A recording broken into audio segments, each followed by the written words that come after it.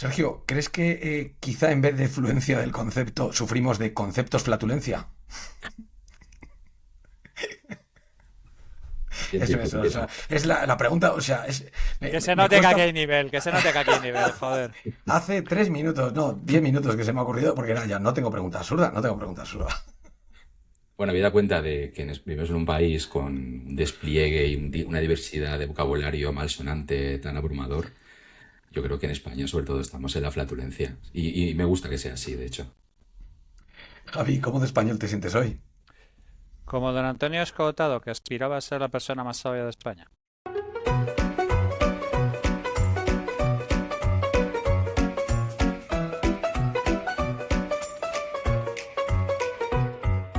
La Ingobernable, un podcast sobre marca España.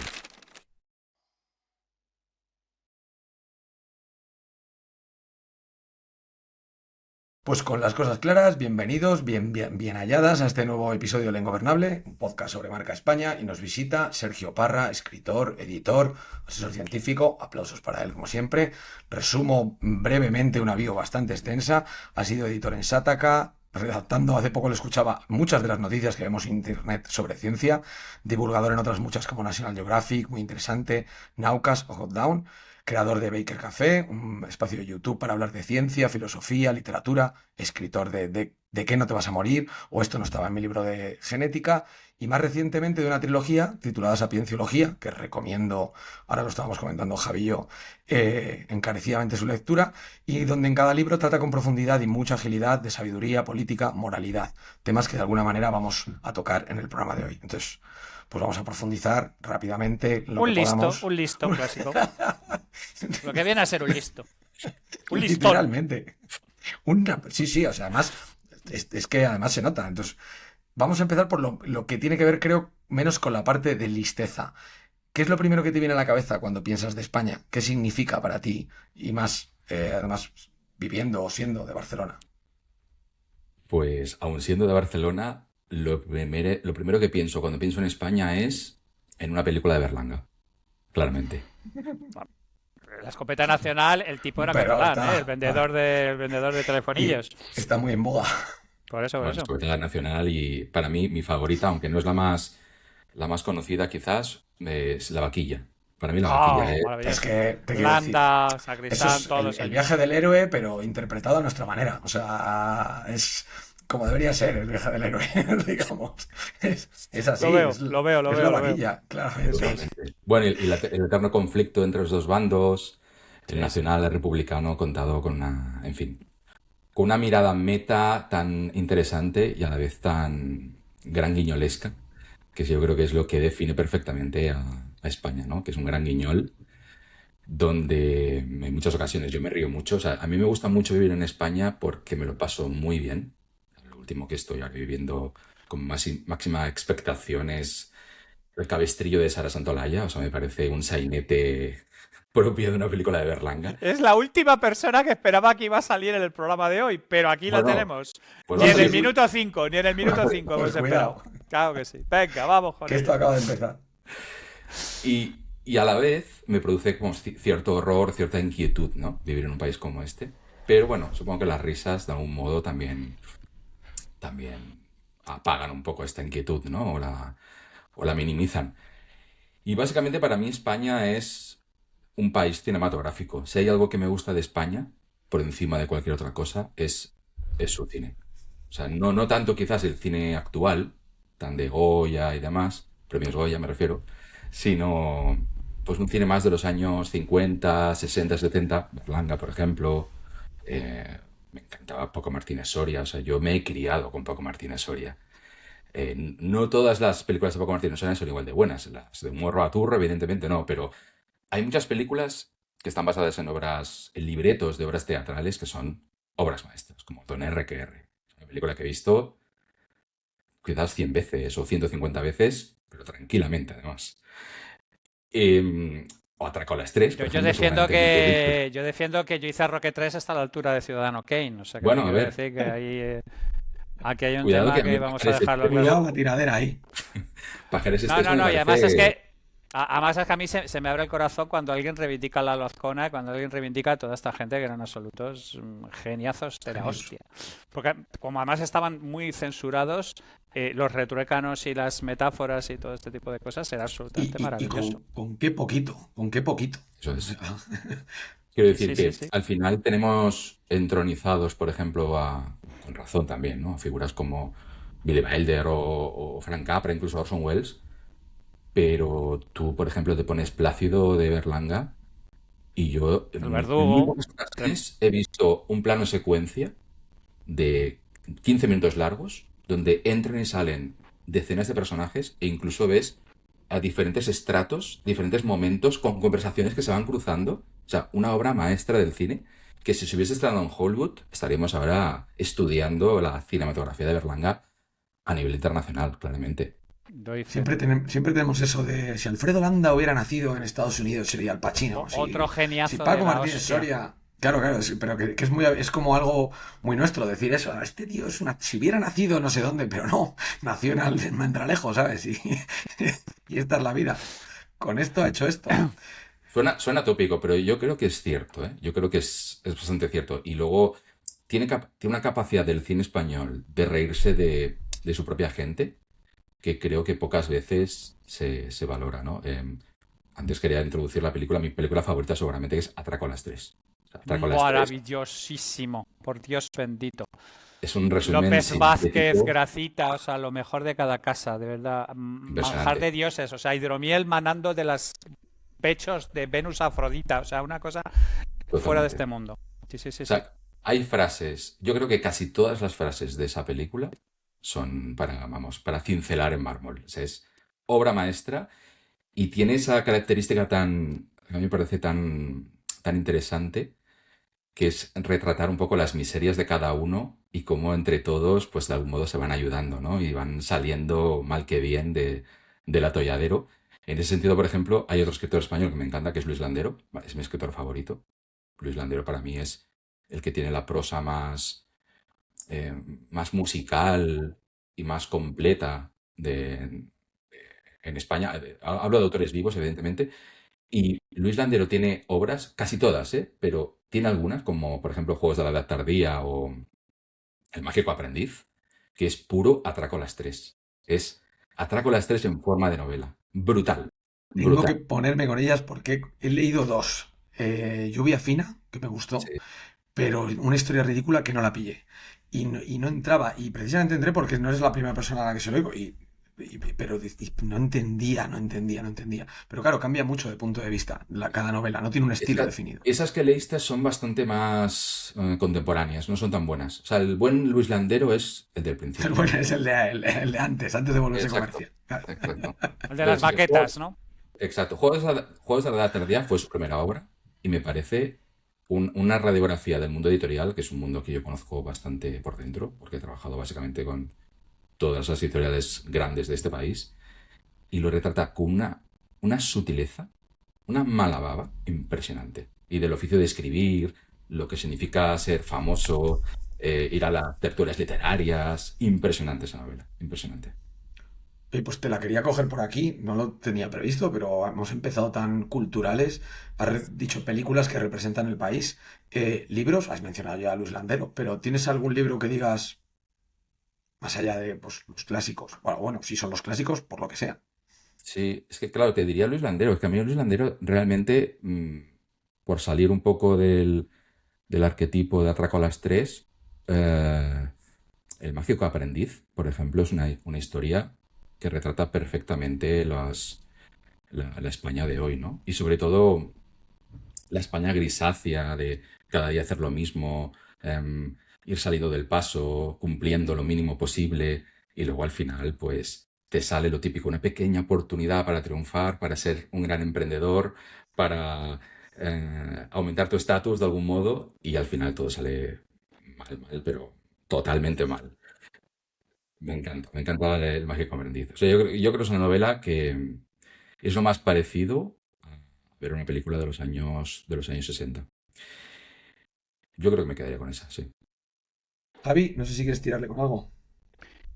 No, bueno, a mí me parece maravilloso que una persona como Sergio, que es un tío cultérrimo, no tenga ningún problema en reconocer una serie de cosas que han sido denostadas por la cultura clásica elitista española. O sea, quiero decir, yo que soy un descerebrado, pues es normal, pero quiero decir, él que viene además del mundo cultural, eh, eh, ¿qué de farsa y trampantojo tiene la cultura española? Si tú te has leído el libro de Gregorio Morán, del cura y los mandarines, o te has leído, digamos, todo este tipo de cosas, ¿no tienes la sensación de que hay como una cultura que es no oficial, que es muchísimo más interesante que toda la panda de cagamandurrias que están, digamos, colocadas teóricamente al frente de la cultura en España y como banderas de cultura en España?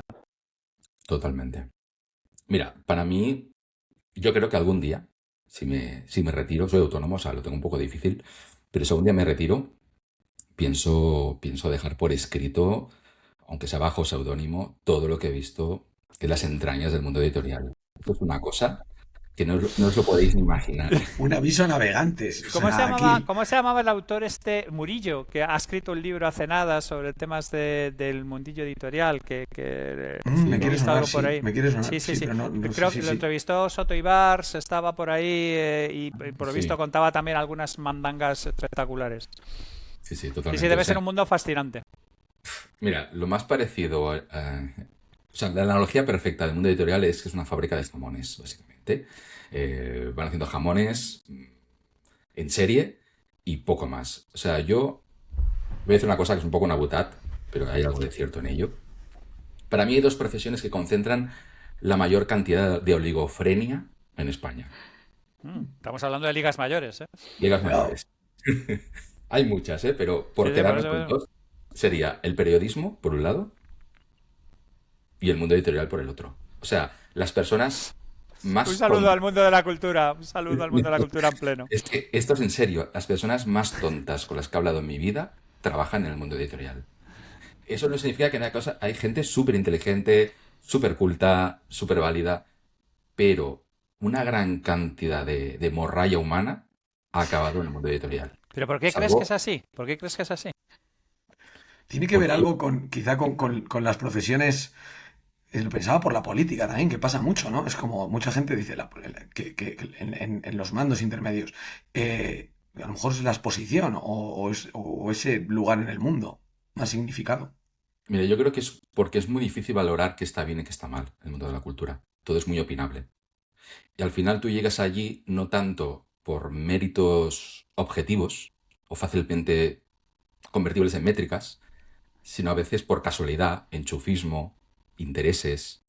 Y luego al final, si editas dos o tres libros que son un pepinazo a nivel editorial, que eso no lo predice nadie, es una simple cuestión azarosa, pues ya tienes el puesto asegurado. Ya te consideran una especie de mesías experto, que sabe mucho del tema, pero luego a la hora de la verdad, bueno, yo he tenido un debate bastante acalorado con una editora bastante importante, que básicamente lo que hacía era confundir la definición de fantasía con la de ciencia ficción y viceversa. O sea, este es el nivel.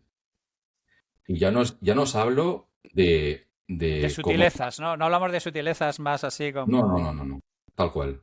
Y ya no os hablo de temas más tequi, ¿no? Más tecnológicos. El tema de la inteligencia artificial, el nivel de usuario medio en el mundo editorial, cosa que a la vez me Informática a parece... nivel de usuario. Sí, sí, ya me Exacto. lo puedo imaginar. Es en plan, botón derecho, clic, abrir foto, ¿sabes?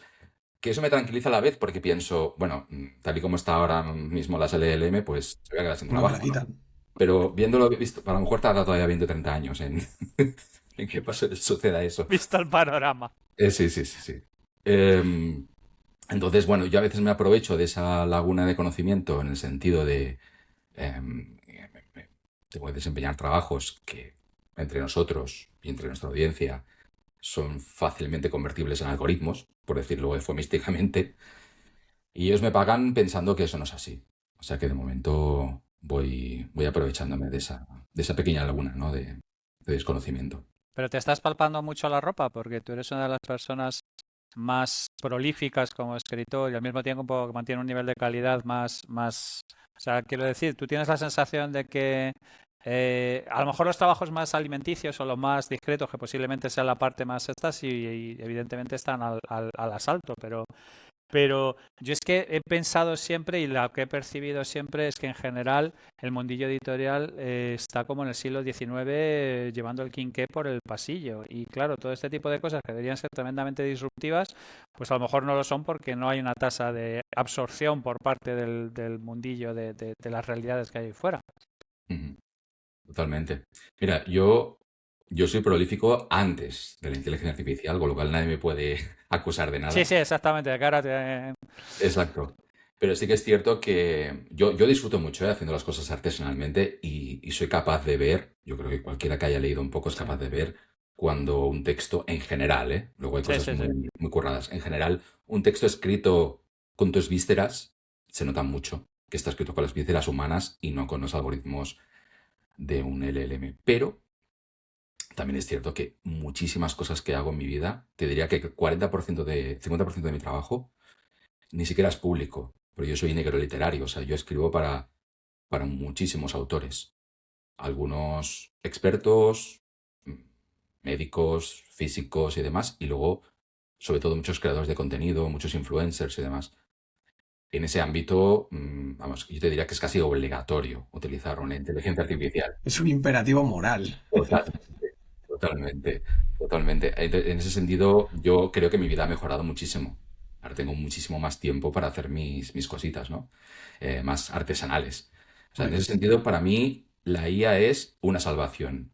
Luego, en otros temas más artesanales, sí que reconozco que incluso puede llegar a resultar contraproducente, porque al final uno no puede evitar tener la tentación de decir, bueno, pierdes pues mano. esto me lo soluciono de esta manera, con esta plantillita o con estos cuatro, y vas tirando del hilo y al final no te das cuenta y estás dejando de escribir. Y estás perdiendo no solamente capacidad y soltura a la hora de escribir, sino capacidad y soltura a la hora de pensar.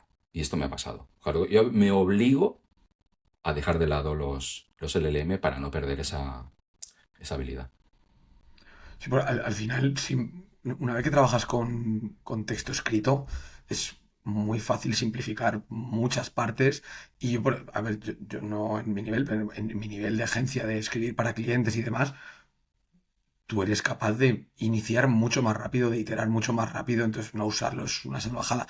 Sí que es verdad, y lo hablamos mucho con el equipo, no nos disparemos en el pie. Ese tiempo tienes que implementarlo en darle una vuelta a lo que te da la IA, que normalmente suena muy de puta madre. Mm. Entonces tienes que encontrar por qué no debería de sonar tan de puta madre, quizá para lograr eso. Joder, es un tema.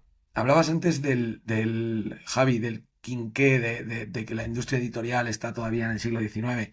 Y comentaba Sergio esto de- de que son máquinas de hacer churros, ¿no? Que es algo que comentábamos también un poco, no en el mismo nivel, pero cerca con Cristian García Bello de Arte, que es un programa que todavía no hemos publicado.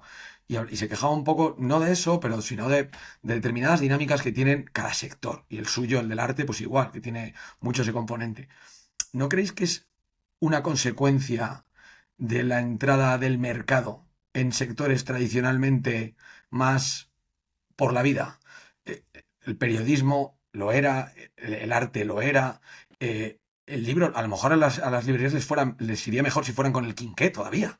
Es decir, si fuera gente que estuviera leyendo todo el puto día y no intentando vender libros. Es decir, grandes de algunas de las grandes novelas de la historia no daban beneficios. O sea, el propósito era publicarlo porque era un puto novelón que no entendía nadie, excepto el editor. ¿No creéis que hay ahí como una trampa de nos quejamos del pasado, pero a la vez el que el pasado haya mejorado? Que probablemente esto abra algún capítulo de tu libro. Seguramente. No, pero podría serlo. De hecho, yo creo que siempre hay un pacto fáustico, ¿no? Con la tecnología. Siempre te da algo a cambio de otra cosa. Entonces, es muy difícil responder si que es mejor o No, peor. no. Esto lleva pasando desde la imprenta, que ya se debatía si la imprenta estaba devaluando la calidad literaria. Había autores como Lewis Carroll que abominaba, ¿no? De ese invento del demonio. Pero a su vez, es cierto que a lo mejor devaluó un poco la calidad porque ya todo el mundo tenía más acceso a escribir, o sea, democratizó un poco la lectura, perdón, la escritura. Pero a su vez eso permitió que hubiese más voces, más diversidad, ¿no? Por lo cual, una cosa por la otra, podríamos decir. Entonces, actualmente, pues supongo que está sucediendo lo mismo a todos los niveles, incluso también con la inteligencia artificial, pero, pero bueno, la propia tecnología va abriéndonos camino hacia pequeños nichos donde florece, digamos, con muchas comillas, cierta originalidad o cierta genialidad, hasta que, como tú decías, el mercado o la tecnología se apropia de esas dinámicas, ¿no? Yo, por ejemplo, recuerdo, no hace mucho tampoco, hace 20 años quizás, los blogs con B, no con V, para mí era un lugar maravilloso. Hasta que llegaron las grandes empresas y empezaron a comprar los mejores autores y a hacerles escribir a granel todo tipo de artículos por visitas Mm. y todo lleno de banners y de anuncios y tal, cuando yo, la gente más interesante que leía, sabía que no ganaba ni un céntimo por lo que estaba haciendo. Con lo cual, lo hacían, bueno, por amor al arte y lo hacían verdaderamente con una vocación que yo valoraba, ¿no? Y a día de hoy, sin embargo, que podríamos decir, ya se ha acabado todo, bueno, pues para mí esa especie de ambientillo que había en el mundo blog con B, creo que ahora está en Substack. Substack para mí es un lugar que no creo que tarde mucho también en ser contaminado, ¿no? Pues ya está como medio transformando en una especie de Twitter con vídeo también y demás. Pero de momento yo creo que mantiene el tipo y te diré que hoy por hoy el 80% de todas las cosas interesantes que leo en un día proceden de ese pequeño nicho, donde hay desde profesores de universidad hasta gente amateur en su casa, investigadores, hablando abiertamente de todo tipo de temas y sin un tipo de restricción. Si hace falta escribir 50 páginas sobre un tema, pues 50 páginas. Si hace falta insultar, se insulta. Hay bastante libertad, bastante capacidad de arriesgar y bastante experimentación, con lo cual a mí me parece una especie de laboratorio de ideas maravilloso, Substack, pero soy consciente a su vez de que esto va a durar poco, entonces habrá que esperar a la siguiente plataforma o al siguiente ecosistema, ¿no? Que venga después. Ujú. Javi. Sí, no, pues es que hay varias cosas aquí interesantes. El primero es, aparte de esta carrera eterna que hay con respecto a... Porque acaba de cerrar Nada es Gratis, Jotdown estaba bastante jodida, o sea, quiero decir que es complicado mantener un modelo de negocio alrededor de todo este tipo de historias. Y yo no sé si un poco lo que dice Alex, ¿no? Que están condenadas a ser cosas desde un punto de vista casi fanzines, casi, o sea, quiero decir que es complicado montar un modelo de negocio alrededor de todo este tipo de cosas, porque además yo creo recordar que las cifras son que cada vez leemos menos, cada vez publicamos más y cada vez leemos menos, entonces es todo como una especie de extraña, tengo la sensación como que el sector está en una especie de negación, ¿sabes? Como que de algún modo las maneras de monetizar son cada vez más retorcidas y son cada vez más extrañas. La publicidad tampoco ha ayudado porque efectivamente, o sea, si hay un pacto fáustico con la tecnología, bueno, no te quiero ni contar el que se ha hecho con la publicidad. Y en cierta manera yo tengo la sensación de que siempre quedará un grupo de gente que sea capaz de tener pensamiento profundo y sea capaz de escribir bien. Y en tiempos en el que la charcutería la va a hacer mejor que nadie, la IA, no entiendo por qué no somos capaces de entender que hay un hueco aquí muy específico para este tipo de producto, que a lo mejor lo que necesita es otras arquitecturas de consumo, otras arquitecturas de monetización o otra cosa completamente diferente de lo que está claro que la industria no es capaz de proporcionar. Mm, Estoy No sé bastante de cómo lo acuerdo. ves tú. Sí, pero también confío mucho, estoy de acuerdo contigo, ¿eh? Pero confío mucho en los anhelos, digamos, no pecuniarios. Es decir, que hay mucha gente que no busca modelo de negocio. Hay mucha gente que lo que quiere es escribir, que quiere expresarse. Pero, evidentemente, todo eso lo puede traducir a nivel pecuniario a través de otros sistemas. Pues si tú ganas estatus, por ejemplo, escribiendo, o ganas autoridad, luego eso, yo por ejemplo escribo libros, los libros que escribo con mi nombre, no con el nombre de otros, que venden mucho. Los libros que yo vendo venden generalmente muy poco, salvo algún pequeño éxito que he tenido, y no lo hago por dinero, porque si lo hiciera por dinero sería idiota. Lo hago porque eso luego puedo traducirlo en dinero eventualmente o no. Sí, sí, sí, eso está claro. Y aunque Yo no hago exactamente lo mismo, yo publico como si no hubiera un mañana Todos. y en la misma base. Pero fíjate que aunque tú ahora me dijeras, mira Sergio, no lo vas a traducir en dinero, no va a suceder. Aún así lo seguiría haciendo porque Porque es una ganaría algo. pulsión, ¿no? No, porque ganaría algo que vale mucho más que el dinero, que es el estatus. Ujú. Es Que al final del día se traduce en dinero también. O no necesariamente, porque a veces incluso el dinero hay que esconderlo, porque si tienes mucho dinero baja tu estatus. ¿En según qué Correcto. ámbito? En Sí, según qué sí, ámbito. correcto, correcto. O sea, quiero decir, hay que ver, por ejemplo, a Buenafuente o Bob Pop diciendo Sí, que casi que son clase baja, ¿no? Para poder soltar su discurso. Entonces, yo creo que todos tenemos ese anhelo de que nos reconozcan, de ser relevantes frente al menos una pequeña comunidad de personas, con lo cual siempre habrá amateurismo, ¿no? Siempre habrá gente que hará las cosas simplemente porque les gusta hacerla, aunque no sean perfectas. De hecho, por el hecho de ser imperfectas también son bonitas, son interesantes. Y eso siempre estará ahí. Otra cosa es qué modelo de negocio podemos implementar en un mundo como el actual, donde la copia marginal es próxima a cero. La copia de los bits, me refiero, no de los átomos. Claro, hay un libro maravilloso de David Bravo que se llama Copia este libro, que las últimas páginas son básicamente 100 modelos de negocio basados en la gratuidad. Y yo creo que por ahí va el camino, evidentemente. Gratuidad también significa contenido freemium o algún tipo de suscripción o no lo sé. Quiero decir que con la pasta que estamos dando hoy en día para sostener todo el aparato cultural en España, estoy seguro que todo esto se podría organizar mejor para dar unos cuantos céntimos Bueno, pero a... se está dando para sostener determinado aparato cultural. Claro, claro, por eso digo, que se podría hacer mucho mejor si hubiese una herramienta descentralizada que permitiera enviar unos cuantos céntimos de esas partidas presupuestarias, por ejemplo, a autores X que han vendido X libros o han leído X páginas las personas. Bueno, habría que buscar la arquitectura de incentivos para que la gente no escribiera por escribir o no hiciera puro clickbait, ¿no?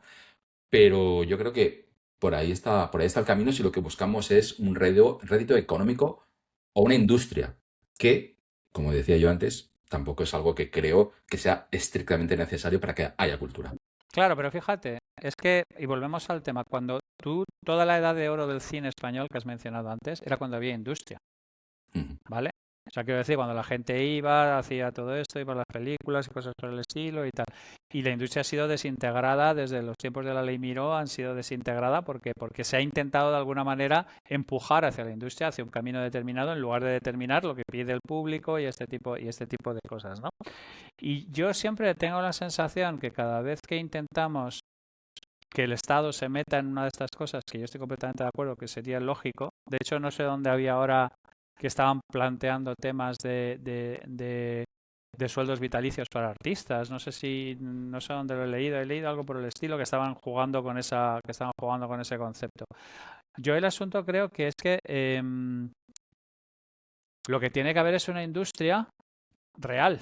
O sea, quiero decir que el problema fundamental es que los digerati, los literati siempre han sido como algo muy goloso para el poder y han sido algo como muy goloso para la gente que, digamos, de alguna manera decide este tipo de historias. Y es un tanto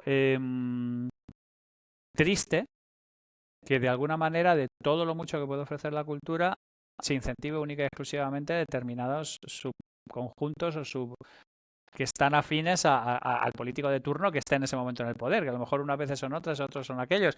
Y de hecho, incluso yo puedo entender que gente de la industria cultural prefiera que haya izquierdas porque es que los de las derechas ni les interesa, ni nunca les interesa la cultura, ni han tenido esa sensación de que les interese la cultura. Entonces, y estoy de acuerdo contigo que las obras de verdad se producen desde la necesidad de parir una obra, no desde una necesidad pecuniaria. O sea, tú te lees la historia de cómo se escribe Pedro Páramo y alucinas. O sea, el otro vendiendo neumáticos por allí y sacándose esta historia. Y de hecho, cuando ya tuvo dinero para aburrir, no escribió una puta mierda valiosa en ningún sentido. Entonces es un equilibrio dinámico muy complejo de conseguir, porque hay un montón de gente intentando meter el pan en la sartén. Totalmente.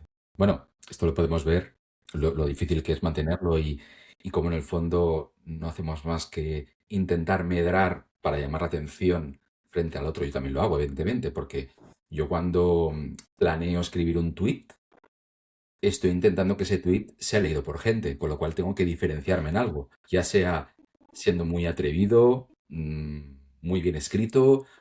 Yo voy como midiendo y inconscientemente, seguramente, pues voy moldeando mi propia manera de producir ese tweet para conseguir tracción, ¿no? Porque lo que quiero en el fondo, bueno, somos una especie social. Todos tenemos un indicador sociométrico en la cabeza y estamos continuamente evaluando a nivel inconsciente si caemos bien o mal a los demás, sobre todo a nuestro grupo, a nuestros semejantes, digamos, ¿no? Con lo cual, esto, como decía, pues propicia que se produzcan dinámicas perversas de carreras armamentísticas loquísimas, como por ejemplo los premios Goya, donde tú, si no, creas lo que creas, seas listo, seas tonto, tienes que ir allí y soltar las 4 o 5 proclamas que están de moda a nivel moral, porque te va la reputación en ello. Y con eso te va el trabajo, porque ser actor, hay muchísima gente que es buen actor y muy pocos papeles disponibles. Con lo cual, ya no solamente se valora lo bueno que tú eres en tu trabajo, sino lo moralmente correcto, ¿no? Lo aceptable que eres a nivel social, a todos los niveles. Con lo cual, claro, tienes que salir allí y ser un auténtico gilipollas hasta el punto de que, bueno, supongo que habéis escuchado la parodia de Ortega, ¿no? Sobre los premios Velázquez. No. Creo que se ha sobrado, que se ha quedado a gustísimo, pero no lo he oído. Bueno, tú escuchas ese programa, que por cierto lo dan en la SER, cosa que me sorprende. A mí me sorprende que Ortega sigue allí vivo A mí me y sorprende no le muchísimo. hayan puesto nada debajo del coche ni nada Es lo por el bonito. estilo. Sí, no, pero Bueno, pues esto es una parodia de los Goya, los premios Velázquez, donde él con todas sus voces, pues va la gente recogiendo el premio, soltando la soflama moral de siempre. Es una exageración tipo Berlanga, pero es que hasta creo que se queda corta. O sea, a día de hoy tú ves los Goya y te parece aún más exagerado. Es una estracanada, pero que se queda a medio camino, ¿no? Totalmente. O los, no sé si visteis el otro día, los BAFTA, que No, los premios ingleses, pero no. es el equivalente de los Oscar, pero en Gran Bretaña. Bueno, pues sucedió una cosa. ¿No fue un BAFTA donde este dijo... No sé si fue una ceremonia de los Oscars o fue una ceremonia de los BAFTA, en el que... creo que fue Ricky Gervais el que dijo a todos que, oye, que sois una panda de bufones y teatreros, iros a tomar por el culo de quién cojones sois vosotros para dar lecciones de moralidad. No habéis aprobado el bachillerato. Exactamente, no habéis acabado el bachillerato y la gente allí...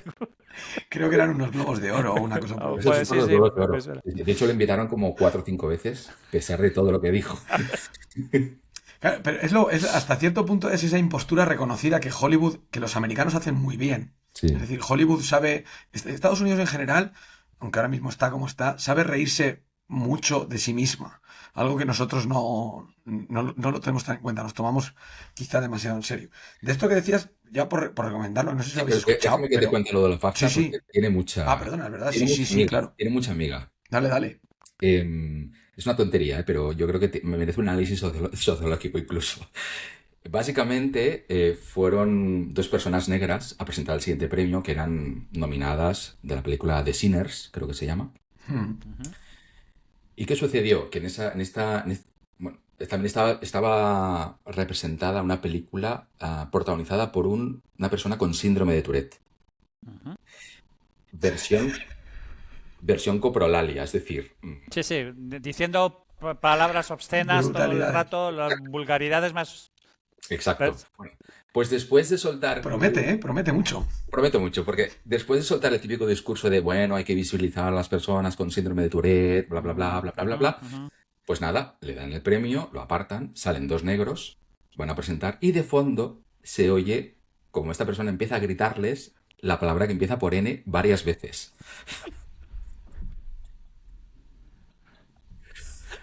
Pues claro, Oh, por favor. especie de cortocircuito en el cual, ¿qué hacemos? ¿Qué privilegiamos aquí? ¿Está enfermo o le matamos a hostias? ¿Cuál es peor?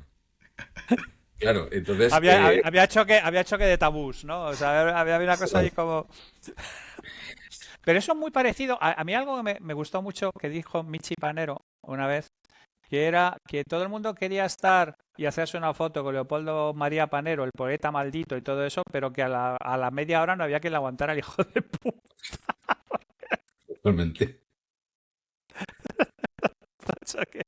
Hay otro choque ahí de trenes entre la cosa bohemia que queda bien en Instagram y tal, y luego lo que es gestionar la realidad. movida. Totalmente. Sí, Hay un libro que salió el año pasado, de Musa Algarbi, que se traduce como Nunca hemos sido woke, obra maestra, O sea, mira que yo he leído mucho sobre este tema, es un tema que me interesa muchísimo y os diría que el 50% de lo que he leído este libro nunca lo he visto en ningún otro lugar. O sea, unos argumentos, una manera de analizar el problema desde fuera a nivel Pero es un sistémico. ensayo, o sea, es Sí, es un un... ensayo. Hostia, se cae. Claro, sí, sí. Y es maravilloso porque el tío identifica cuando se producen movimientos de despertar o woke, ¿no? En diferentes momentos de Estados Unidos y tiene que ver justo después de que haya una sobreproducción de élites simbólicas. Es decir, de repente hay mucha gente, pues que son abogados, actores, escritores y tal, han hecho carreras, con lo cual hay tanta competencia y tan pocos trabajos que empieza la carrera armamentística de yo soy más woke que tú para poder Mm. medrar, ¿no? Libro maravilloso. O sea, es A ese me lo recomendación tengo total. que calzar. De todas maneras, hay una cosa que es gloriosa, que lo comentamos de vez en cuando en el podcast de la historia de Podemos, donde Tania habla de que realmente si Rajoy no se hubiera cargado las oposiciones a profesores de universidad, todos estos hubieran terminado de profesores de universidad y no hubieran terminado dando por el culo. O sea que hay un cierto componente de azar en este tipo de corrientes en las cuales se produce una carrera armamentística efectivamente de intentar ver qué pillas en una especie de gigantesco teatro al aire libre que es el escenario político, el escenario cultural en este caso. Totalmente. Pues bueno, es lo que dicen, ¿no? Lo llaman cognición conspicua, que es un poco Sí, el consumo conspicuo, ¿no? sí, De se lo puso- Bedlam, sí, sí, sí, sí, sí, sí, sí, sí. pero adaptado a, pues eso, a esta especie de exhibición de ideas costosas de mantener o que son difíciles de acceder a Luxury ellas. beliefs. Exacto. Creencias lujosas, totalmente. Y al final, es lo que te decíamos antes, que en un mundo donde ser capitalista o rico o tener mucho dinero empieza a verse con cierta sospecha, la gente ya no exhibe tanto su Porsche o su Ferrari, a no ser que seas un poquito tonto, sino que exhibes precisamente O, hollados ideas o algo así. hollados. Y, y- Exhibes, pues eso, ideas más asociadas a, pues, a minorías étnicas, feminismos, y luego también incluso a la hora de educar a tus hijos la manera que tienes de demostrar que estás por encima de los demás es decir, por ejemplo, no, pues mi hijo es antipantallas, o mi hijo lo educo pero con juguetes solamente de madera, o de no sé, Ujú, porque son conocimientos que para acceder a ellos necesariamente necesitas tiempo libre ujú. y estar también rodeado de personas de ese ámbito, ¿no? Como de aristocrático a nivel Sí, sí. cultural, intelectual. Que no es muy diferente a cómo era el bronceado, porque el bronceado antes lo llevaban solo los obreros. O sea, que era, Total. quiero decir, en el fondo son, símbolos. efectivamente, los símbolos de estatus se van reformulando a lo largo del tiempo. Y en esa carrera armamentística de simbolizar el estatus por donde buenamente toque, que en el libro pues vas describiendo cómo realmente es algo de lo que hasta cierto punto no puedes escapar en un ámbito normal de evolución y de progreso. Es decir, al final todo esto muy bonito, pero mejor estar así que cagando en la calle, o sea, o muriendo de difteria, ¿no? O sea, por poner ejemplos un poco, porque nos quejamos de esto, pero a la vez, eh, ¿crees que estamos y esto Javi lo comenta mucho, ¿no? En el cambio de péndulo. Es decir, esto es lo que hemos vivido hasta ahora, pero se está empezando a ver ya que realmente, y bueno, creo que hay motivo suficiente para pensarlo, pero que va cambiando, que vamos a volver a simbolizar otro tipo de cosas. Fíjate que Musa Al-Gharbi, en su libro, dice que ya se está produciendo un declive del woke y eso está, bueno, está pendulando, ¿no? hacia, bueno, esta especie de resurgir de, entre comillas, un fascismo juvenil, ¿no? Que es el nuevo punk y demás. Pero a su vez, el propio Musa Al-Gharbi lo que dice es que ya se está preconfigurando el siguiente movimiento woke y que va a suceder muy pronto. Es decir, van a rearmarse con nuevos argumentos. Sí, Me contaban hoy que se debe de estar dando la tendencia en países de Europa de, claro, el joven de izquierdas, de nuevo más armado a nivel de vestimenta, más agresivo, no tan suave tal, sino mucho más skinhead, o sea, lo que se llamaba en mi época los arperos, skinhead against racing. A lo mejor tiene que ver un poco con eso. puede ser. O sea, es muy difícil saber hacia dónde van a ir las cosas, porque eso depende de dinámicas inescrutables, pero sin duda va a suceder, porque claro, ahora hay un pendulazo hacia el lado más, digamos, Va a volver a destroyer, poner. podríamos decir, De hecho, este propio podcast es una demostración de ello, ¿no? Porque ¿cómo me atrevería a decir lo que estoy diciendo si no intuyera, aunque sea a nivel inconsciente, de que un poco de estatus sí que voy a ganar? Porque ya empiezo a notar que a mi alrededor, pues hay cada vez más gente que, bueno, está hasta la polla, ¿no? Y está dispuesta a decir, pues sí, hombre, viva el fascismo y viva Vox, viva todo, viva Cristo Rey, ¿no? El otro día te escuchaba la entrevista con... Oh, por favor, se me olvida. Sergio San Juan. Sí. Todo el podcast está al final y en el momento final dice, bueno, Sergio, ¿quieres decir algo?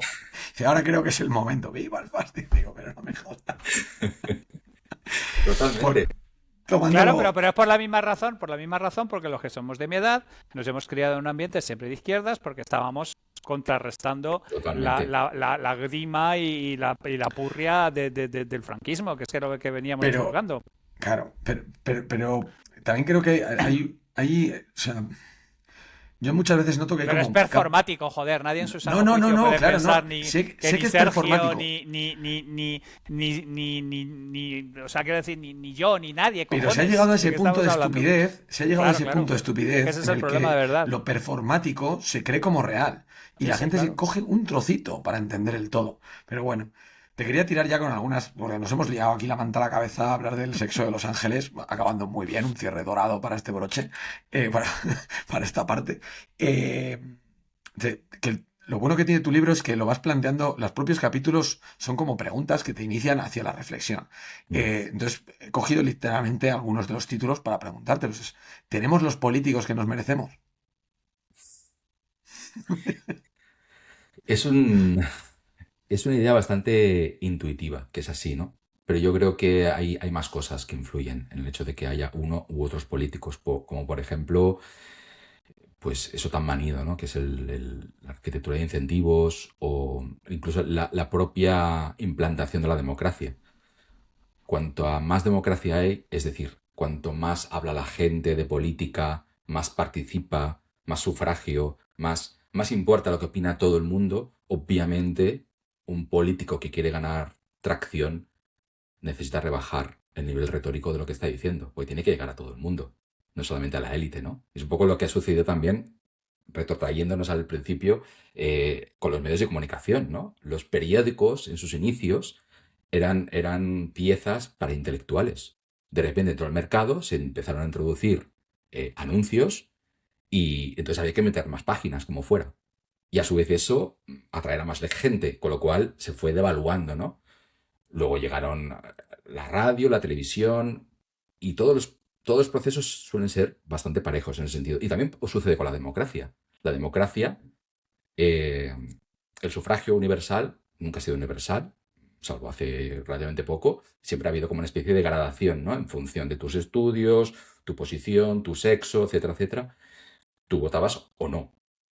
En el momento que puede votar todo el mundo, y si realmente las limitaciones son muy pequeñas, hoy en día estamos en básicamente 18 años y lo quieren bajar a 16, al final, es lo que decía, a nivel retórico tienes que presentar, además esto se ha estudiado, o sea, la complejidad de los discursos políticos en los últimos 60 años han bajado de manera exponencial en cuanto a complejidad y también en cuanto a uso de palabras complejas, vocabulario rebuscado, incluso complejidad de las propuestas, etcétera, etcétera, etcétera. Hoy en día lo que se compra es algo bastante sencillito, que eso no significa necesariamente que todos seamos idiotas, sino que al final también somos estrategas, es decir, que necesitamos de alguna manera, mira, voy a poner un ejemplo, un poco bestia también. A ver, Está usted en el bueno, sitio Pues nada, correcto, amigo. niños, si estás Está usted en el escuchando sitio esto, correcto. si estás Bienvenido. escuchando esto con tu hijo, tápale los oídos, es su momento. O deja que descubra una nueva faceta de la humanidad. mira, a mí me cansan un poco esas personas que siempre dicen, no, yo estoy en el medio, no me quiero mojar, todo el mundo tiene algo de razón. Sí, sí, sí, sí. Es en plan, bueno, como si tú supieras lo que es el medio, ¿no? En plan, para conocer el medio de algo tienes que conocer los extremos y luego también, como si dijeras, esclavitud sí, esclavitud no. No, yo estoy en el medio. En vez de tener 10 esclavos, solo tengo dos, ¿no? Estoy más o menos por el medio. No, a ver, ah, estar en el medio es tan estúpido como estar en un extremo. Es lo mismo exactamente. Entonces, yo, como hablo desde mi ignorancia, yo realmente no sé, por ejemplo, a qué partido votar. Yo no lo sé a día de hoy. Tengo 47 años. He leído 12 bastantes años cosas. llevo yo sin votar. Es que no me extraña. Es que yo no sé a quién votar. Y cada vez lo sé menos, además. Es que no es una cuestión de conocimiento, es una cuestión de que es imposible. Primero que Joder, es imposible. perdóname, porque es que con esto de Javi igual, y lo he estado pensando bastante últimamente. Hay un clip, perdona que te interrumpo, luego lo retomamos, ¿eh? Pero es por esto de no votar, porque ya, joder, dos personas muy inteligentes, personas que, joder, te digo, cago en Dios, de vosotros quiero yo aprender en la vida. Eh, no votan, ok.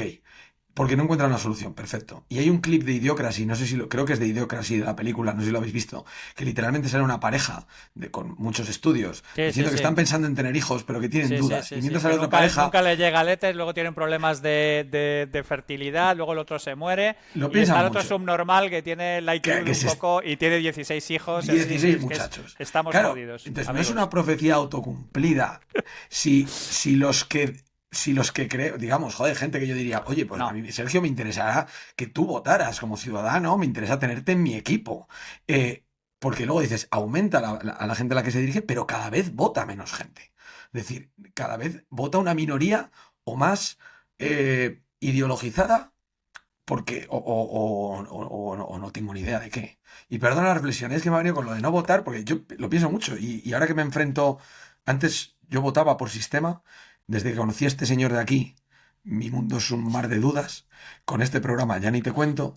Entonces, te escucho a ti, Sergio, ¿y qué hago yo? Me cuelgo de un árbol. Pues, está feo. Claro, es que Venga, es muy remátale, interesante. Sergio, acaba con él. No, no, es interesante lo que Finish, has dicho. finish him, finish him. Es interesante lo que has dicho porque, mira, yo, incluso siendo ignorante en este tema, yo diría, pues a lo mejor ir a votar si mi voto mm, marcara la diferencia, ¿no? El problema es que vota tanta gente que si yo voto o no, no va a cambiar nada. Otra cosa sería que, como tú dices, empezar a votar cada vez menos gente. Si vota muy poca gente, entonces mi voto sí que valdrá mucho. Eso me va a incentivar a votar. Si vota poca gente, no te preocupes que yo voy a votar. Pero de momento no voy a votar, primero porque mi voto no cuenta demasiado. Y segundo, lo digo sinceramente, ¿eh? Con el corazón abierto. No tengo ni idea. Y además, son votos, bueno, cada 4 años metemos la papeleta y luego, arbitrariamente, discrecionalmente, el partido político hace un poco lo que quiere, ¿no? Con lo cual, tampoco le veo mucho sentido. Eh, pero dicho esto, aún no he dicho la cosa bestia. La cosa bestia es Sí, sí, que perdón, que te corté ahí. a día de hoy yo no me despeino a la hora de decir que si hoy en día una persona se manifiesta públicamente de izquierdas es gilipollas. Pero gilipollas de que a priori yo no quiero saber nada con ella. O sea, a lo mejor luego la conozco y digo, ah, no, Como pues un signaling, ¿no? Está haciendo un signaling claro de que ahí la acetilcolina va lenta, ¿no? Está exacto, cristalizada, el tema no. exacto. Insisto, no significa que luego en el trato diga, pues mira, Mm, es un buen tío, nos llevamos de puta madre, genial. mm. Pero a priori me parece una persona que no se está enterando de nada. Porque para mí, en el fondo, todo esto, el posicionarse, el manifestarse públicamente a nivel político y demás, tiene, como hablo desde, insisto, desde la ignorancia a nivel epistémico, sobre qué hay que votar, tiene mucho que ver sobre la ignorancia a nivel, podríamos decir, cultural o de moda. Es decir, me parece de boomer ser de izquierdas. Me parece de... No te estás enterando de nada. De que ahora mismo tu reputación está bajando. O objetivamente. Porque estás diciendo obviedades. Estás haciendo bromas de cosas que ya no hacen gracia. Estás llevando hombreras cuando ya no se llevan las hombreras. No te has puesto al día. Quiero decir, ahora desde el lugar donde se dicen cosas más atrevidas, se hace humor más punzante, etcétera, etcétera, es desde la derecha. Eso no significa que yo compre el relato de la derecha, porque, insisto, no puedo comprarlo porque lo ignoro. O sea, yo entiendo que derecha e izquierda son No dos te modelos pierdes, no te pierdes mucho. O sea, yo entiendo que ambos modelos son correctos y pueden funcionar en función del contexto. Hay momentos en los cuales es mejor la derecha, o incluso hay detalles que son mejor la derecha y detalles mejor la izquierda. Pero para poder hablar con la gente, al final también hay que mostrar creencias simbólicas, no puramente epistémicas. Y a nivel simbólico, a mí no se me caen los anillos al decir abiertamente, si eres de izquierda, eres gilipollas. Eres gilipollas. O sea, estás comprando el jueves todavía. Eres gilipollas. El humor del jueves es una mamarrachada. Y yo era comprador del jueves. A mí me encantaba el jueves. 30 años comprándolo religiosamente. Igualmente. O sea, pero ya está pasado. O sea, me gusta que hable Ricky Gervais y que se ría de los homosexuales y de los trans. Eso es divertido. Tocar lo que no se puede tocar. Eso es lo divertido. Entonces, si tú todavía estás con ese rollo, es que te has quedado muy atrás, es que no te estás enterando de qué va la película, es que eres un boomer. Entonces, ¿Y qué crees que ha hecho mal la izquierda para llegar ahí? Porque esta misma conversación la podríamos estar teniendo hace 30 años, no nosotros. Javi sí, pero tú y yo a lo mejor apurado. Y sería al contrario, en el sentido de, si me dices, alguien me dice que es de derecha, es que eres subnormal. Estaría pasando literalmente, es decir, lo que hablamos. Pero, ¿dónde se ha perdido la izquierda? Porque para mí, por ejemplo, y soy una persona que cuando lo decías decía, joder, pues yo realmente me sigo considerando de izquierdas, en una perspectiva que no tengo otro lugar en el que ubicarme, por decirlo de alguna manera, porque no me considero una persona de derechas en muchos aspectos, pero luego no me considero una persona de izquierdas en el canon de la izquierda. Entonces entiendo perfectamente lo que dices y creo que tiene que ver muchas veces con un conocimiento más amplio de lo que es la sociedad. Y creo que por ahí se ha perdido parte, pero no sé cuál es tu perspectiva de dónde te perdieron. mira, yo coincido con Musa Algarvi, que básicamente es lo que decía antes. Se han infiltrado una serie de personajes que se dedican a profesiones simbólicas que han encontrado la manera de ganar estatus fácilmente. Y es preocupándose muchísimo de determinadas cosas frente a otras. Y al final eso ha producido, inevitablemente, una carrera armamentística para ver quién está más concernido sobre esos problemas. Y esa carrera armamentística inevitablemente lleva a que se defiendan ideas cada vez más grotescas y más extrañas y más minoritarias, ¿no?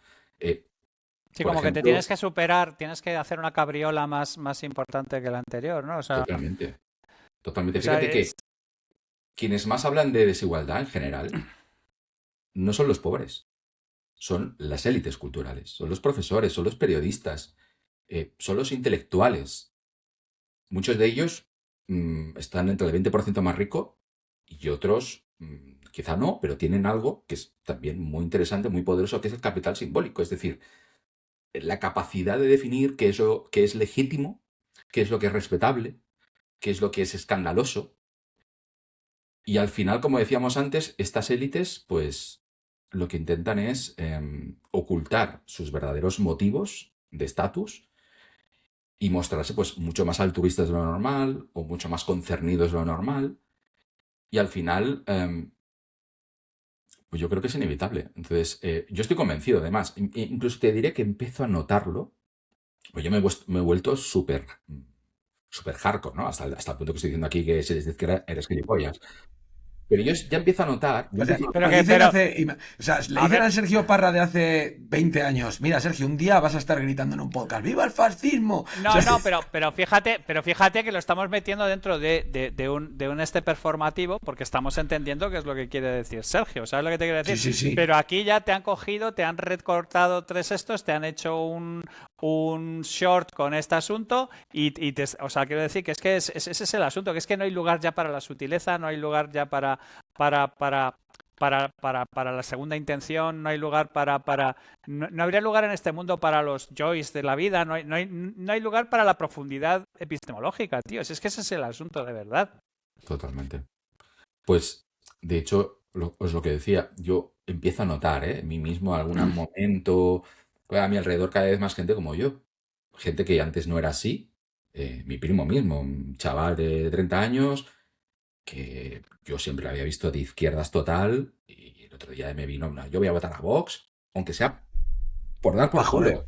Y además me he separado de mi pareja, que es súper de izquierdas, y ahora no voy a estar nunca más con alguien de izquierdas. O sea, odio a todo este mundo. Claro, Entonces, pero ¿dónde nos están metiendo? ¿Dónde nos están no, metiendo? pero Claro. quiero decir que yo ya empiezo a notar, yo empiezo a notarlo, que estamos yendo tanto a ese extremo que yo ya empiezo a deslizar ideas un poco ya de izquierdas de nuevo.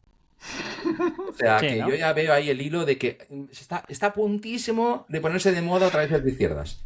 Y yo me quiero aprovechar de eso también, porque encuentro que es la aprobación, como decía antes. Javi, no Lo sé si veo. quieres tirar con algo o No, tiro. es que es redondo como un queso de bola, no puedo explicar. El problema es eso, ¿cuántas fases de 90 grados tienes que estar por delante de la realidad para poder coger el caballo? O sea, quiero decir, es que es jodido, el timing ahí, o sea, es decir, no, es que estoy desfasado 180 grados con respecto a ya soy un boomer, estoy desconejado, pero lo único que tienes que hacer es seguir en lo tuyo y esperar a que venga tu Claro, a turno. veces la Y cuestión es no moverte, o sea, quedarte donde estás y es un esperar que poco el como la péndulo vuelva moda, a ¿no? O pasar. sea, quiero Claro. decir, esto no es que vayas con cosas fuera de la moda, es sencillamente que el timing no es el correcto. Estás, Totalmente. Otra estás en cosa es que un... uno quiera buscar una solución a un problema político, moral o el que sea, pero yo creo que la visión izquierda-derecha o partidista es de brocha gorda. Es decir, Totalmente. ahí sí que Y podemos. totalmente desfasada y producto de un tiempo que ya no existe. Totalmente. O sea, yo cuando hablo de derecha e izquierda es básicamente para mostrarme a nivel simbólico frente a los demás, para que los demás vean de qué cuerda voy y si podemos ser colegas o no. Y punto. Porque aquí estamos para ser colegas, no estamos para solucionar el mundo. Si quieres que solucione el mundo, me pagas y yo te escribo un análisis profundo sobre el tema. Eh, Esto me lleva un poco a otra cosa que planteas que me pareció muy curioso y que aquí hemos comentado, expresado de otra manera, que es la falta de destilación política, de que el sistema parece, se ha quedado encerrado ahí y parece no moverse, quizá porque tiene mucho legacy, porque es un sistema tan grande que no puedes moverlo. Tú hablas mucho de los microcambios, no de ese cambio absoluto. Y comentas en el libro que no hay un método científico para la política. ¿Puedes desarrollar esto? Que me parece muy interesante. Sí, o sea, para mí la política, o mejor dicho, la democracia, ¿no? Que es un poco el sistema intocable, ¿no? Y entronizado que tenemos para movernos en el espacio político, es un sistema para coordinar conflicto de intereses. Es decir, no para imponer ningún tipo de modelo. En el momento en el que una formación política o el hecho de votar es, bueno, pues vamos a deciros cuál es lo bueno para todo el mundo, ¿no? Este es el lado bueno de la historia, esto es lo correcto, esto es lo que debemos hacer. Para mí eso es la antipolítica. O sea, la política es una manera de coordinación, ¿no? Una coordinación de, para mí esto es lo correcto, tengo estos intereses, estos objetivos en la vida, tú tienes otros, a Una ver cómo manera de podemos... crear un relato común, como decía Harari, ¿no? De que lo pudieran adoptar un montón de gente de manera Exacto, simultánea. exacto. Entonces, como tal, en el fondo, yo creo que estamos en un problema de coordinación, como tantos otros. Estamos en una sociedad muy compleja y por eso en el libro lo que digo, mm, resumiéndolo muchísimo, es que básicamente hay dos caminos para salir de este entuerto, ¿no? Uno es volvernos más inteligentes para solucionar estos problemas de coordinación o reducir la complejidad de la realidad. Cuando digo volvernos más inteligentes como primera opción, no estoy diciendo en estudiar más o buscar solamente a la gente que sea superdotada para que dirija el cotarro. No estoy diciendo eso. Estoy diciendo que nuestras conexiones sean más inteligentes.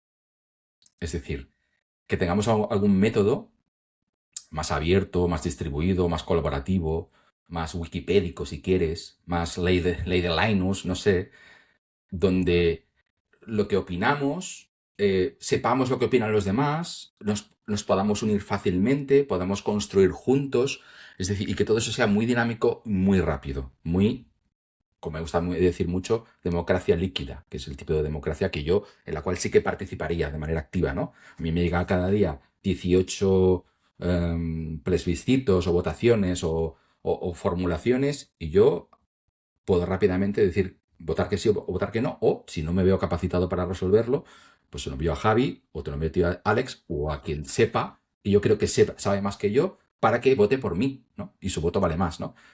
Yo no tengo ni idea de si esto va a funcionar o no. Evidentemente, habría que probarlo a pequeña escala e ir escalándolo poco a poco, pero sin duda creo que sería al menos un camino interesante, ¿no? Para explorar y no simplemente la idea de cada 4 años votamos un conjunto de Eso es. medidas rígido.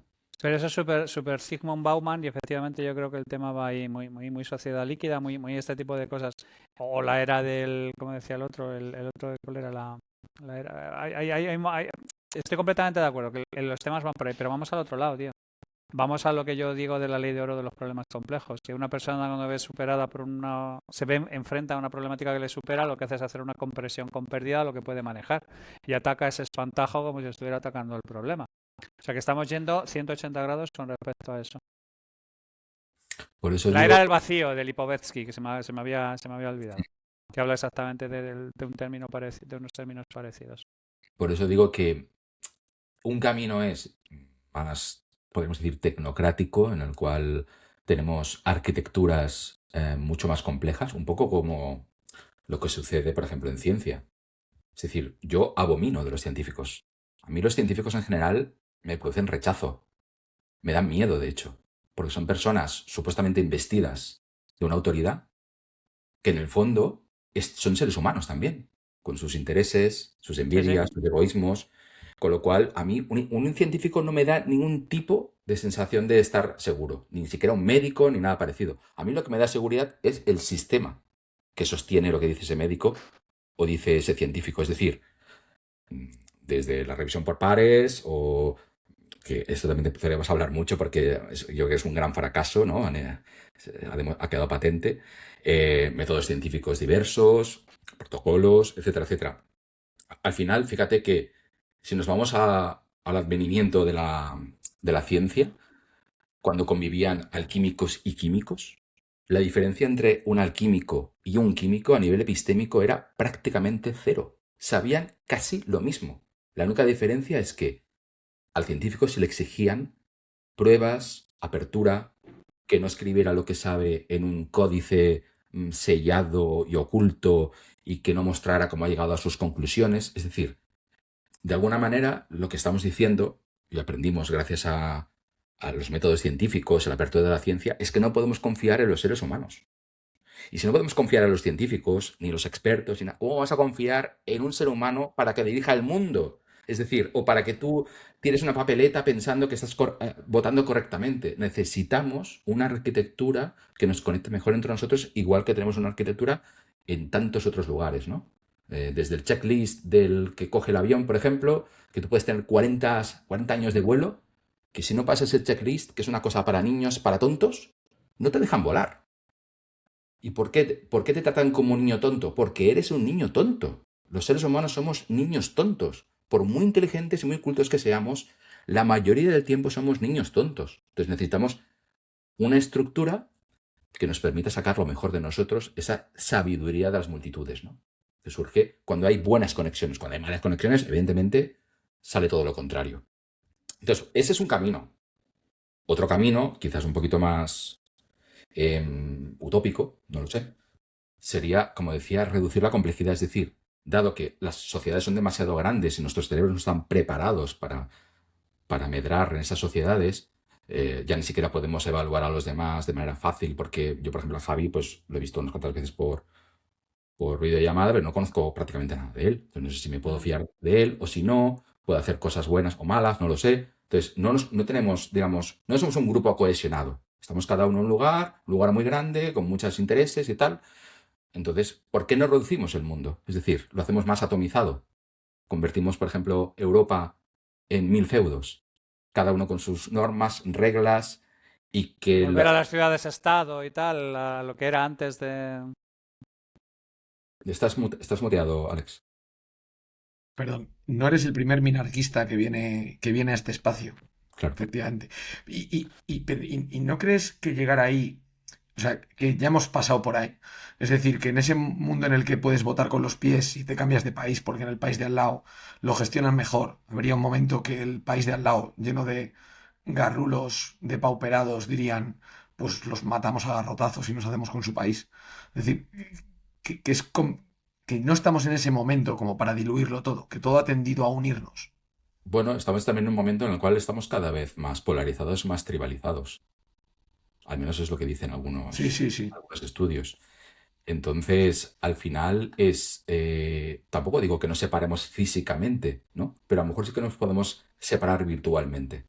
En el sentido de que, evidentemente, yo no soy la persona adecuada ahora para formalizar todo esto de manera No, no, detallada. hombre, sí, sí, hombre, por comentarlo. Pero a nivel abstracto, yo creo que es interesante la idea de que nos podamos un poco aislar más de los unos de los otros, para no estar continuamente confrontándonos. Es decir, ahora que se dice tanto que hay que ir en contra del tribalismo, yo estoy a favor del tribalismo. O sea, a mí Hay una cosa que se llama tribalismo ilustrado, que me parece una forma de convivencia muy adecuada, porque en el fondo nuestro cerebro es tribal.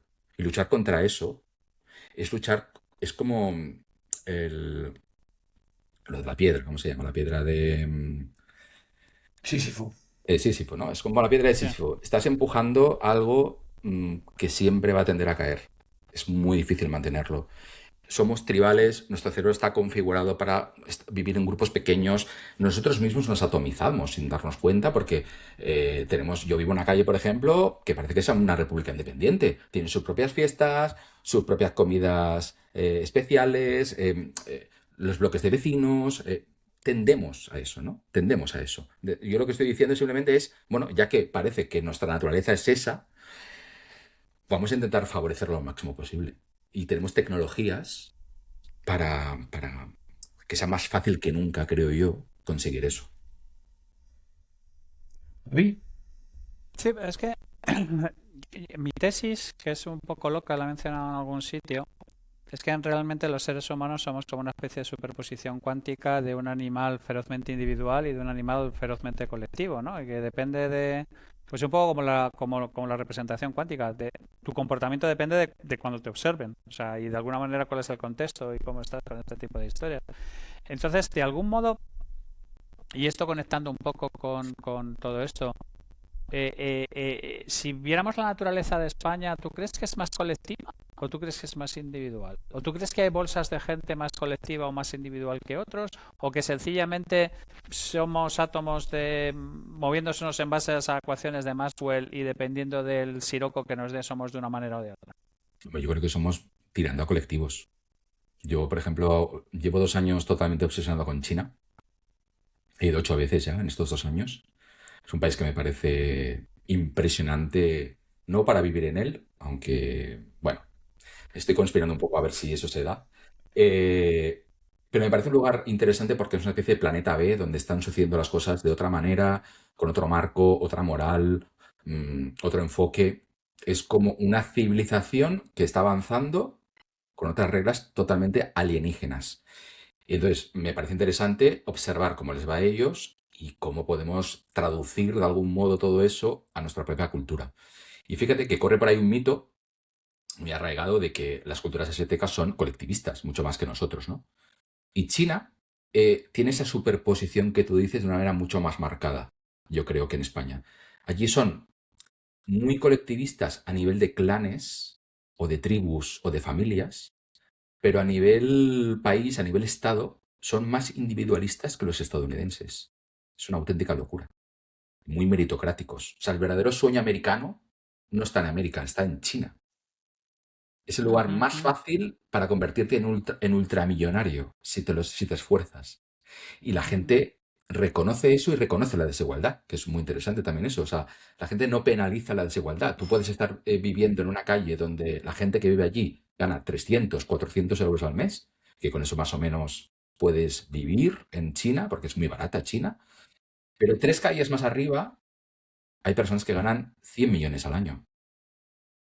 Y se relacionan entre sí, ¿eh? No están muy separados, No porque hay, hay... no hay esa clásica narrativa de clases que también es del siglo XIX. No, se respeta mucho la diferencia, se entiende que es algo natural, cosa que también suena un poco extraño en un país supuestamente comunista, ¿no? O ser una Ujú. dictadura socialista, ¿no? Pero esta especie de superposición cuántica, ¿no? Se produce, yo creo, en China de una manera bestial. Yo creo que en España somos más colectivistas y por eso precisamente somos también tan amigos de la envidia, ¿no? Y de intentar hundir a cualquiera que sobresalga un poquito, que eso es propio, creo yo, de las sociedades más colectivistas. ¿Dónde viviría yo mejor? Es difícil saberlo, pero posiblemente la sensación de tener una comunidad cerrada donde unos ayudan a otros, a mí me parece un ideal, me parece algo, un sitio donde a mí me gustaría vivir, y por eso China, en ese sentido, me gusta tanto, porque puedo tener lo mejor de ambos mundos. Tenemos el mundo ultra competitivo, individualista, pero a la vez yo sé que cualquier familiar que le vaya bien va a mantener al resto de la familia, porque somos un equipo. Ujú. Hemos perdido esas redes de soporte, que lo comentamos mucho también. Sí, totalmente. Aquí hemos tenido un programa con Amalio Rey y hablaba precisamente de cómo intentar implementar esa inteligencia colectiva. Hablaba de mini públicos, de trabajar muy bien cada vez que implementamos un proyecto colectivo, algo que está tan de moda. Hay algo muy colectivo y que hacemos habitualmente, que hace en todas las sociedades, que es la parte de la educación. ¿Cómo crees tú que se está planteando y por qué hasta cierto punto eres muy crítico con la educación superior, sobre todo? Claro, yo con la educación soy extremadamente crítico. Seguramente hay un cierto sesgo por mi parte. Yo a nivel de educación reglada soy un desastre. O sea, yo no he podido acabar ninguna carrera que he empezado. Eh, Soy muy mal estudiante. Siempre lo he sido.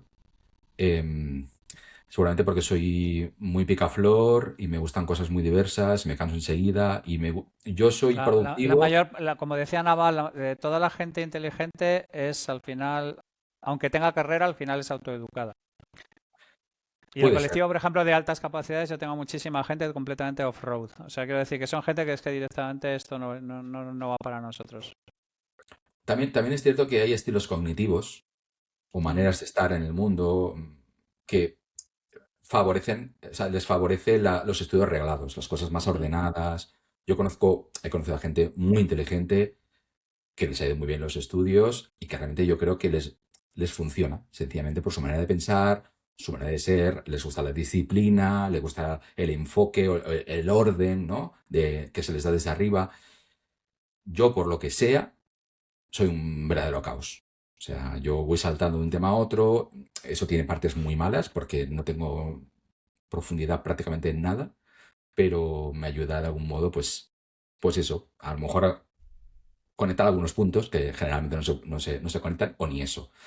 La cuestión es que el tema educativo es una cosa que me ha obsesionado también durante mucho tiempo y, y fíjate que ahora en septiembre voy a sacar un libro sobre China. Ya mi manera de aprender es escribir libros sobre las cosas que me gustan. Y uno de los temas, básicamente son tres ejes vertebradores en el libro, y uno de ellos es la educación.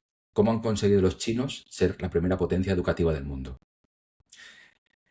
Y uno de los asuntos que más me llamó la atención fue comprobar como, por ejemplo, a la hora de superar el SAT, es decir, el examen de acceso a la universidad en Estados Unidos, universidades como Harvard o Yale y demás, un asiático o un chino, incluso viniendo de una familia socioeconómicamente bastante modesta, puede superar en la nota de corte incluso a un blanco multimillonario, con los mejores recursos.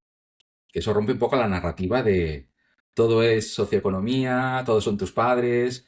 En parte lo es. Ujú. Bueno, Seguramente. la izquierda precisamente es muy aficionada a esa narrativa de la tabula rasa y todo este tipo de mierdas. Exacto, exacto. Pero hay algo en la persistencia, en la capacidad de sacrificio, incluso a lo mejor algo a nivel genético, aunque esto sea un poquito eh, polémico, ¿no?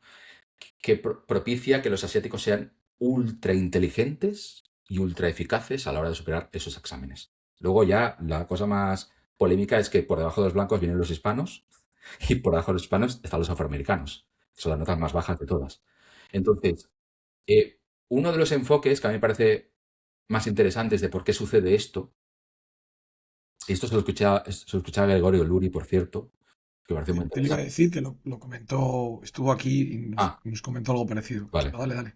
Pues, y es que en el fondo depende muchísimo cómo conceptúan tus semejantes y tus pares el hecho de ser un empollón. Es decir, el hecho de que te esfuerces en los estudios. En la comunidad afroamericana, ser buen estudiante está mal visto, en general. Es como una traición a la etnia y es como comportarse como un blanco. En los asiáticos, sin embargo, el que más estudia, el que más se esfuerza, es el que más folla. Es el que tiene más éxito en clase. Los empollones tienen éxito. Y yo creo que esa fuerza es fundamental a la hora de invertir en educación, en Estatus al esforzarse. final del día, que es lo Exacto, que estabas hablando tú también. exacto.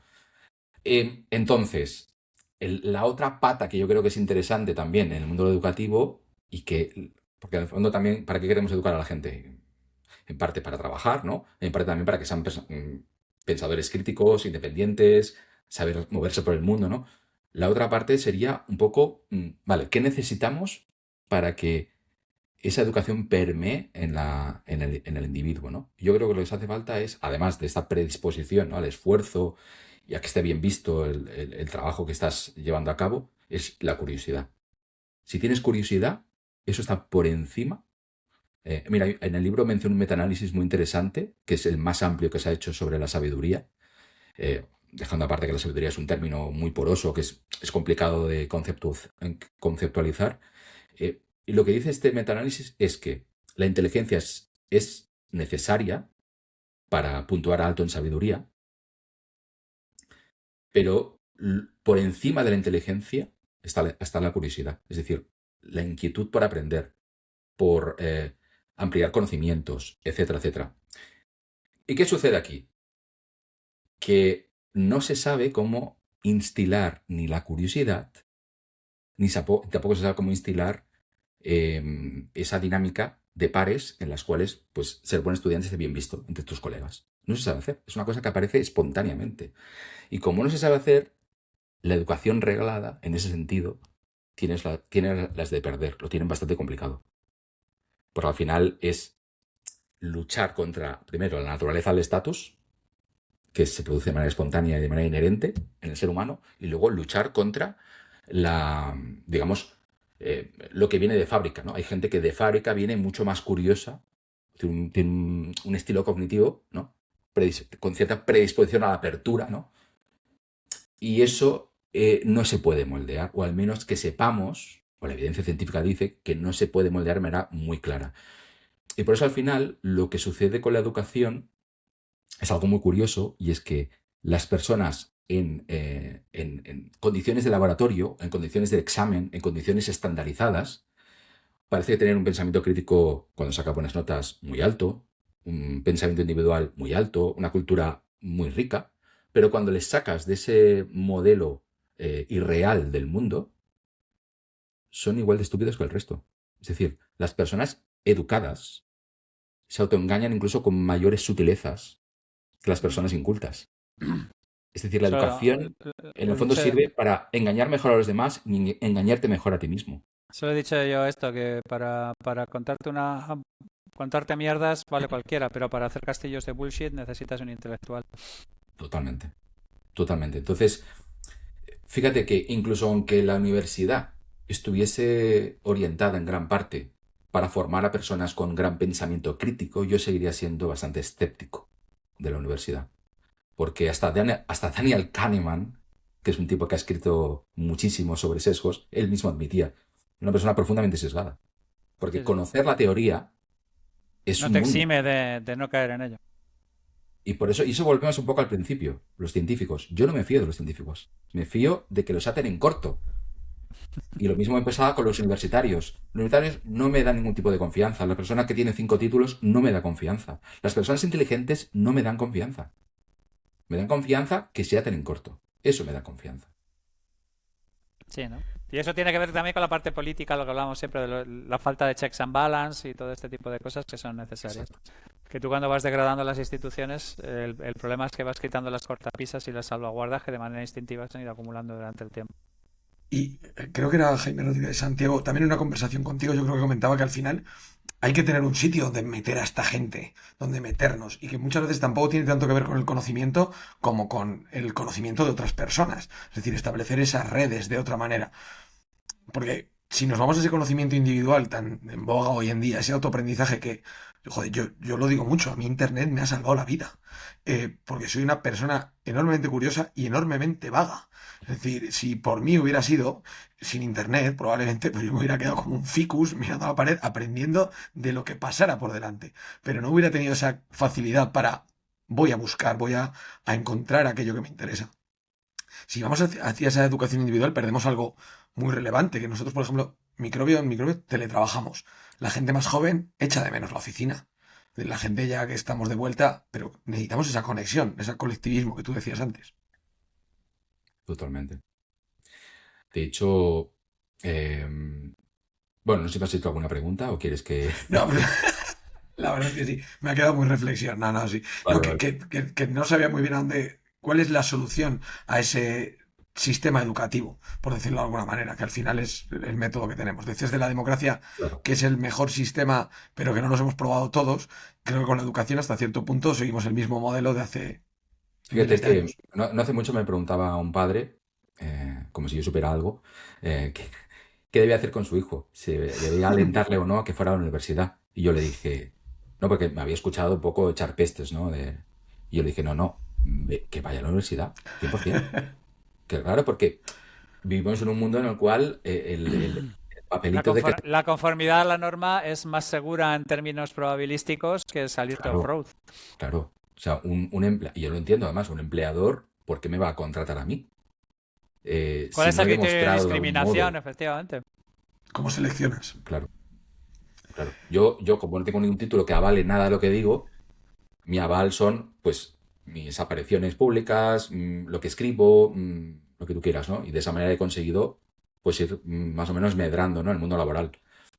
Pero si una persona tiene esa suerte, pues necesita un título que le diga, vale, puedes confiar que al menos esta persona es paciente, sigue las reglas, Ya ha pasado sigue por las una reglas. serie de aros sin problemas. Exacto. En un mundo ideal te diría, para escapar de esta especie de rueda taylorista de la educación, pues que lo ideal sería que todo el mundo tuviera un tutor. Un tutor que te confrontara, ¿no? Una persona que estuviera siempre a tu lado, pero eso es muy caro. Tener un profesor para ti solo, 24 horas al día.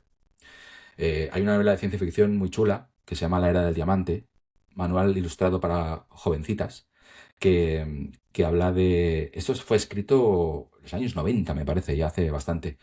Y hablaba de un libro que estaba diseñado para aristócratas en este mundo cyberpunk, en el cual se escribía solo a medida que lo iba leyendo el educando, eh, para, digamos, formarle adecuadamente para ser un gran aristócrata, ¿no? Del conocimiento en ese mundillo.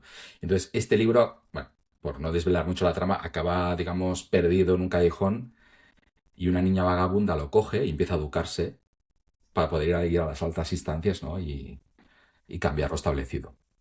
Pues quizás en un futuro no demasiado lejano, ahora estamos viendo que Notebook LM hace maravillas, pues no lo sé, a lo mejor estamos a un tris de conseguir tener un tutor personal, un LLM entrenado para cada uno de nosotros, que nos, como decíamos antes, nos ate en corto y nos haga ver aquello que no vemos.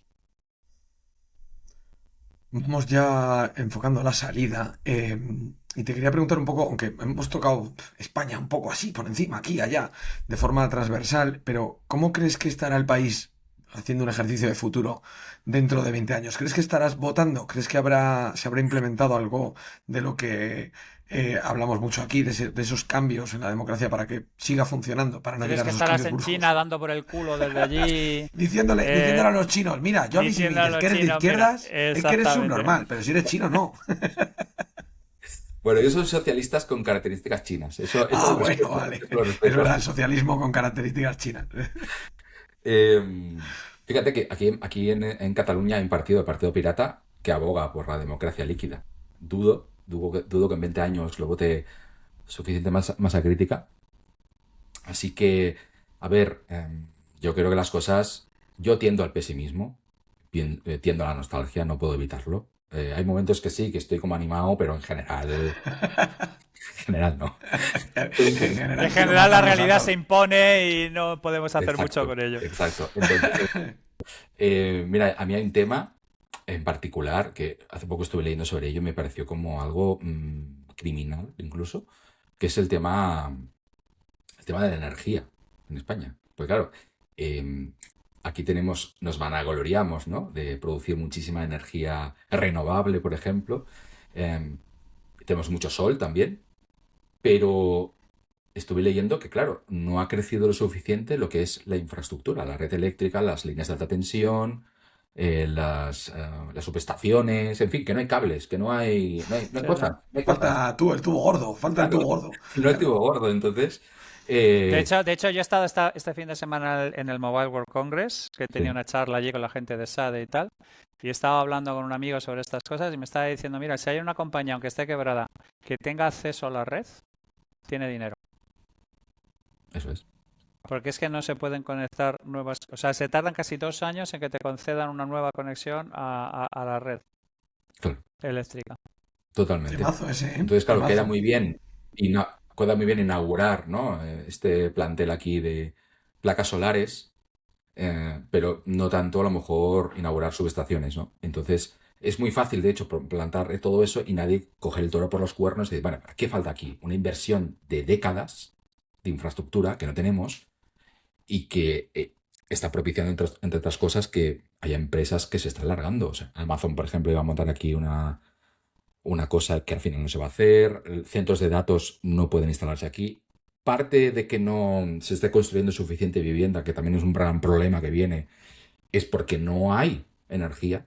O sea, es en plan, si ponemos muchas más viviendas, esto se hunde, hay otro apagón, o sea, no hay energía para dar. Entonces yo creo que Sobre todo si por otro lado estamos cerrando centrales nucleares y por otro lado estamos... Bueno, volvemos a lo mismo, signaling puro y duro. claro, no hay ningún incentivo para que un político salga y diga, voy a hacer esto, porque va a luchar contra demasiadas cosas en contra. China, por ejemplo, en los primeros 6 meses del año pasado, creo recordar, ha construido más potencia fotovoltaica que todo el planeta Tierra en 10 años. Pero también está construyendo 50 centrales nucleares. Allí no hay, digamos, tanto espacio para el alardeo moral, ni para las tonterías. Allí son 100 millones de tecnócratas, que son los que han sacado la mejor nota de corte en el examen de acceso, y están ahí decidiendo por todo el mundo. Es una puta dictadura, pero las dictaduras también tienen ventajas. Y aquí lo estamos viendo, ¿no? Entonces, yo creo que España, tan democrática ella, lo tiene bastante crudo en ese sentido. A nivel energético, a nivel de vivienda, y ya no digamos el meollo este de la estafa piramidal de las pensiones, el invierno demográfico, bueno, en fin, que seguramente están en China viéndolo desde lejos todo esto. Saludando, ¿no? Así con... Bueno, finalmente, porque os den mucho por el culo dentro de 20 años, que cada perro se lama su pijo, que yo no quiero Eso saber es, nada. eso es. ¿Y crees que antes de que te vayas a China podemos hacer algún tipo de ejercicio de sabiduría colectiva para salvar esa reactividad que tenemos? Porque es curioso, joder, vivimos en un mundo en el que está todo mezclado, es decir, ya no hay izquierda ni derecha. Estamos hablando de cómo solucionarlo, los de izquierda son subnormales, pero te pongo de ejemplo a China. Quiero decir, no es una incongruencia, es el mundo en el que vivimos. Pasa en la música, pasa en todo, todo es remezclado. Eh, ¿Crees que hay algo que se puede hacer, algún tipo de ejercicio colectivo, por decirlo de alguna manera? No tengo ni la más remota idea, pero como me toca un poco de cerca, te diría que yo creo que ganaría mucho España si dejaran de dar por el culo a los autónomos. Un poquito menos solamente. Solo un poquitín A menos. favor de eso, a favor de eso. Solo un poquitín, porque claro, yo creo que estamos perdiendo mucho valor en ese sentido. Mucha gente que, si solamente por empezar a trabajar tienes que pagar, bueno, ahora lo han cambiado, ¿no? Pero no hace mucho eran 350 euros, ¿no? Em, pues claro, sin vacaciones, sin nada, pues la verdad es que uno le entran ganas de ser funcionario, ¿no? Lo que leía el otro día, que el sueldo medio funcionarial pues está por encima de la media, ¿no? De un asalariado. Entonces, yo entiendo que la gente quiera ir a la universidad y entiendo que la gente quiere ser funcionario. Es que claro, Todos los incentivos están ahí, es que es lógico es absolutamente. que no queda otra. No queda otra. O sea, yo me gustaría que hubiera un milagro, que los autónomos se decidieran no sé, a plantarse y que esto cambiara de algún modo, ¿no? Porque realmente ser funcionario bueno, evidentemente lo he estado estudiando también pues acaso me mudo a China.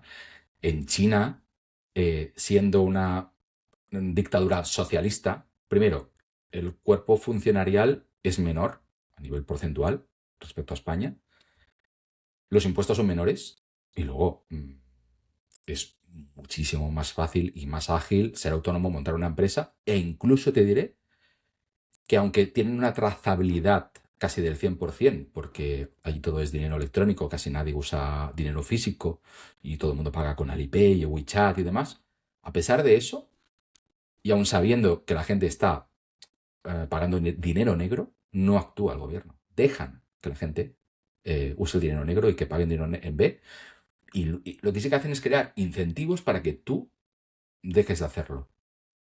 Pero entienden que de vez en cuando las personas, por sus condiciones materiales y demás, pues necesitan a lo mejor buscar algún tipo de atajo, ¿no? Para prosperar. Y eso me parece muy inteligente. Visto que no hay solución, las 3 preguntas habituales de cierre y ya nos vamos orientando hacia la A calle. pegarnos un tiro en silencio en cualquier esquina. Nos vamos a China. No, pues es que, claro, es que menudo mundo. Si pudieras cambiar solo una cosa de España, te diera poderes don Pedro Sánchez, te dijeran tú, Sergio, pa'lante, ¿qué quieres cambiar? ¿Cuál cambiarías? Bueno, aparte de los autónomos, ¿no? La verdad es que ya lo has dicho, pero oye, si se te ocurre otra. Oye, a mí me gustaría que era Sara Santolaya fuera la alcaldesa de Madrid. Con 2 cojones. Pero esta agresión, O sea, no, o es sea, especialista en los últimos minutos de los podcasts. a- Gente, si estáis pensando en invitarlo a un podcast a pero Sergio, buenísima pero vamos gente, a ver, pero vamos a cuidado ver, al vamos a final, ver, los vamos últimos a ver. minutos, muy O sea, peligroso. O sea, he dicho yo algo de Bob Pop. O sea, quiero decir, pero ¿por qué esta Ya lo he dicho agresión yo, ya lo he dicho yo. sin sentido o sea, pero Cuidado, que a ¿cuánto? mí me hubiese encantado que Bob Pop fuera alcalde de Barcelona, ¿eh? Es una rúbrica final Sí, absoluta. así como la La última cadencia pirueta, ¿no? rígida. El último triple axel, Canto del el cisne. último triple axel para caer con... Sí, si no te digo yo que no. Sí. Total. Pero este odio, o sea, ¿cuánto odio hay en el Mira, es mundo, que por las favor? cosas están tan jodidas que al menos Sí, por necesitamos tocar fondo de verdad, ¿no? O sea, necesitamos ir por ahí las a... risas hay que apoyar estas medidas, yo creo. Polololes, venga, vamos con ello. Cuanto peor, mejor. Eh, vale, no vale Sara Santaolalla, pero, ¿vale?